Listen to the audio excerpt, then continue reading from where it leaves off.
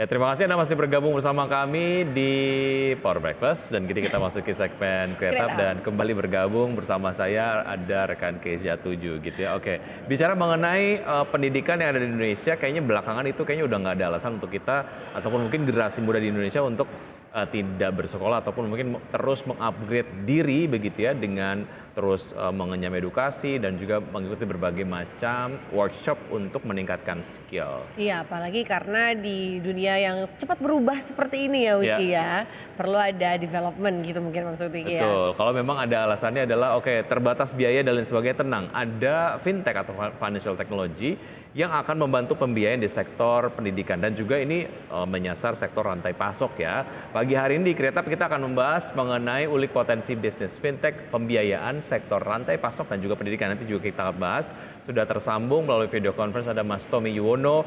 Beliau adalah co-founder dan juga presiden director dari Fintech pakai P, betul ya Mas Tommy ya? Betul Mas Wigi. Oke, baik.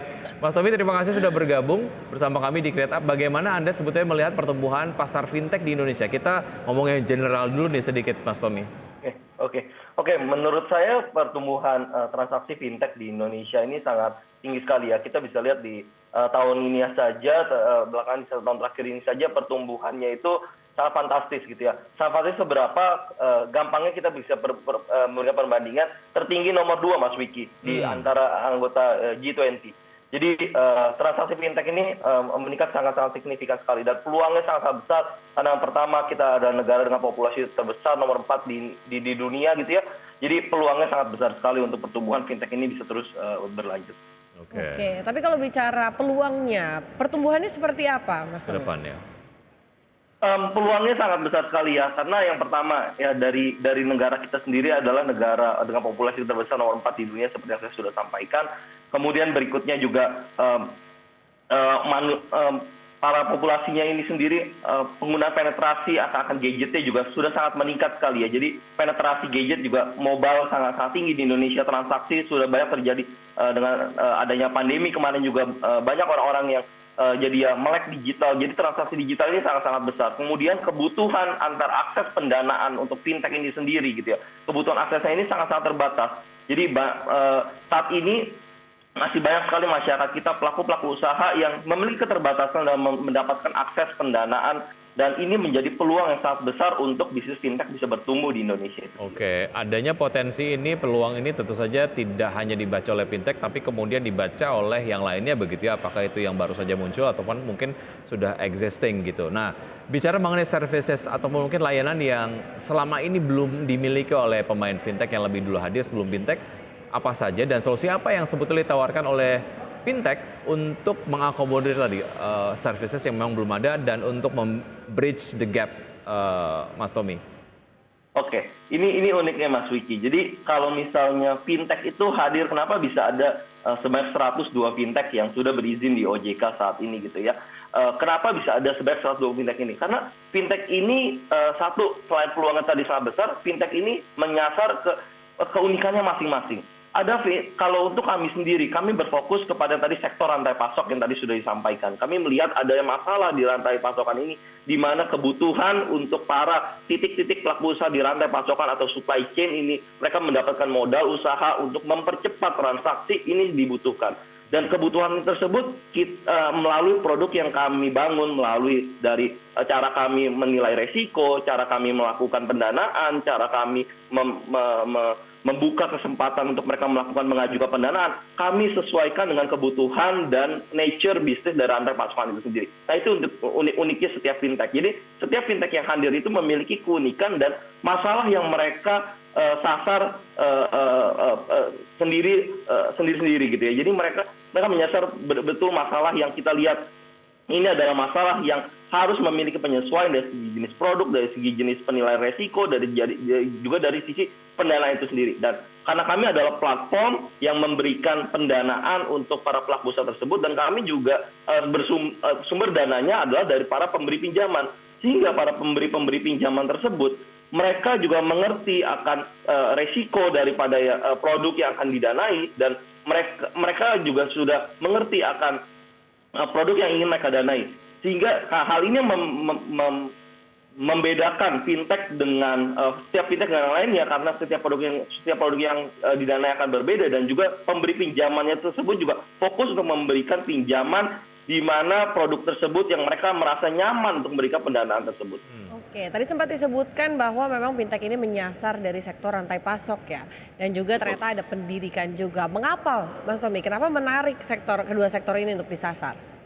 Oke, jadi gini, kami sejak tahun 2018 itu sudah berdiri, kami mulai dengan sektor pendidikan. Kemudian kami bergerak terus, kami melihat banyak sektor-sektor lain yang membutuhkan pendanaan khusus seperti rantai pasokan ini. Nah, kenapa seperti itu? Karena kami melihat bahwa di rantai pasokan ini kebutuhan kecepatan adalah salah satu yang menjadi kuncinya gitu ya. Kami melihat di mana rantai pasokan itu cepat ya, antara dari supplier, manufacturer atau prinsipal, pemilik brand, kemudian kepada distributor, sub-distributor hingga retailer. Di situ ada transaksi yang bergerak dan mereka butuhkan kecepatan. Nah, di sini fintech hadir karena fintech dengan teknologinya gitu ya, dengan apa yang kami bangun, juga dengan penilaian risiko kami memberikan fasilitas di mana kecepatan itu bisa hadir karena adanya platform teknologi. Kami bisa menganalisa dengan sangat cepat setiap ada pengajuan pinjaman, kemudian kami bisa memberikan pinjamannya. Yang kedua adalah dari sektor mitigasi risikonya.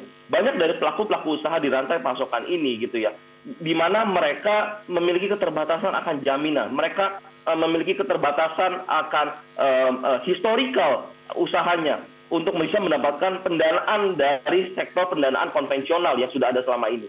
Sehingga fintech hadir untuk memberikan kemudahan-kemudahan pendanaan yang aman dan terjangkau yang sesuai dengan kebutuhan bisnis mereka tanpa membutuhkan jaminan. Baik, oke. Nah, bagaimana dengan sektor pendidikan? Kita akan lanjutkan bahasanya usaha jeda berikut ini ya Mas Tommy ya. Dan pemirsa tetap bersama kami akan segera kembali.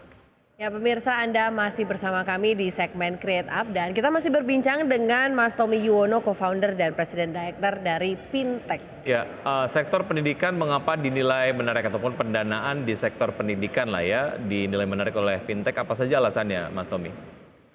Oke, yang pertama dari sisi populasi Indonesia itu sendiri, balik lagi ya, negara kita negara yang besar, negara dengan populasi nomor 4 terbesar di dunia, jutaan siswa, ratusan ribu sekolah yang ada di Indonesia gitu ya.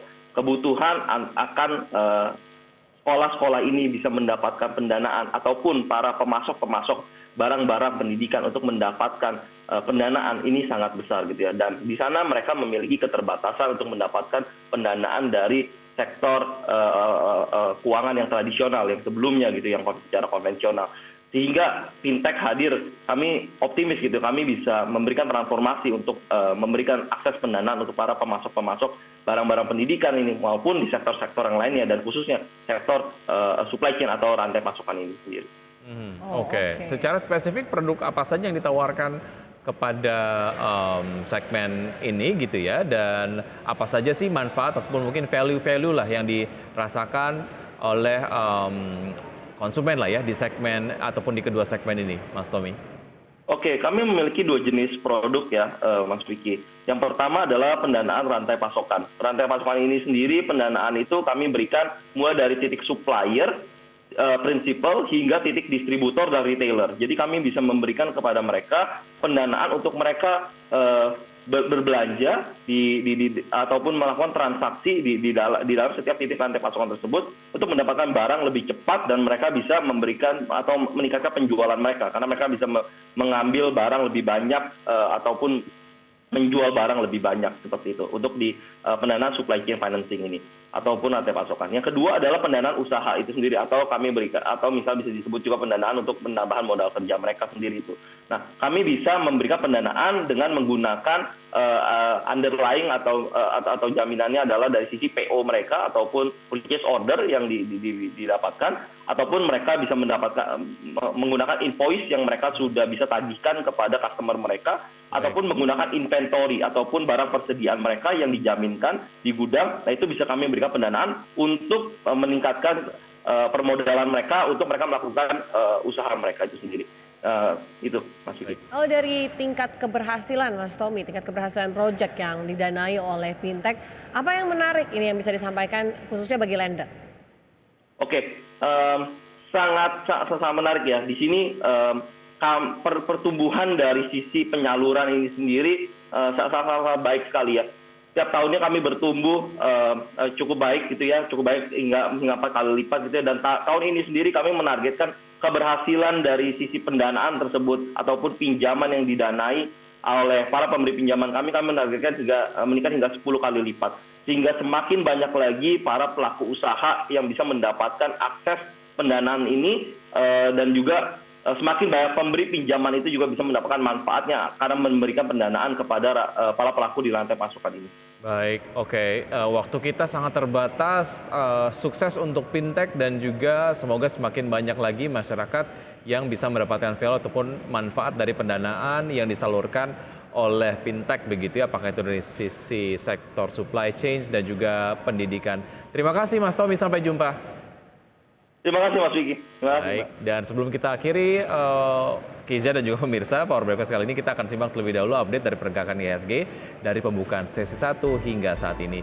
IHSG bergerak melemah 0,09%, sementara Jakarta Islamic Index menguat 0,06%, LQ45 melemah 0,31%. Ya, selanjutnya kita lihat dari top gainers pemirsa. Di sini ada UNVR, Awan, Hutch dan juga Dewi. Ya, dengan pergerakan dan juga level terakhir dapat Anda saksikan di layar televisi. Sementara itu top losers diantaranya adalah ada BBCA, BBRI. Menarik, ini adalah dua saham yang tadi direkomendasikan oleh Pak Wawan tapi kemudian bergerak melemah ya. Kemudian ada BMA dan juga ada United Tractors yang juga bergerak melemah di pergerakan sesi 1 hari ini. Di pergerakan sektoral silakan Keisha. Ya, sementara dari sektoral kita bisa lihat bahwa teknologi dan infrastruktur ini menguat masing-masing 0,37 dan 0,38%, sementara keuangan dan properti keduanya melemah di perdagangan pagi hari ini. Ya pemirsa, 90 menit sudah kami menemani Anda dalam Power Breakfast. Ya, semoga pembahasan hari ini dapat menjadi referensi dan juga sumber informasi untuk Anda. Tetap perbarui informasi Anda hanya di IDX Channel, your trustworthy and comprehensive investment reference. Saya Wiki Adrian. Dan saya Keisha 7. See you in the morning.